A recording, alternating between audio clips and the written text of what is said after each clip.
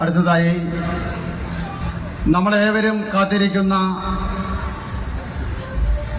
നമ്മൾ ആദ്യം തന്നെ ആവശ്യപ്പെട്ടപ്പോൾ തന്നെ മറ്റൊരു എതിർപ്പും കൂടാതെ തന്നെ നമ്മളോട് സമ്മതിച്ച, കൊട്ടിയൂരിലൊരു ആധ്യാത്മിക പ്രഭാഷണം നടത്താമെന്ന് ഏറ്റ, ഇന്ന് വളരെ നേരത്തെ തന്നെ കൊട്ടിയൂരിൽ എത്തിച്ചേർന്ന, ഏവരും കാത്തിരിക്കുന്ന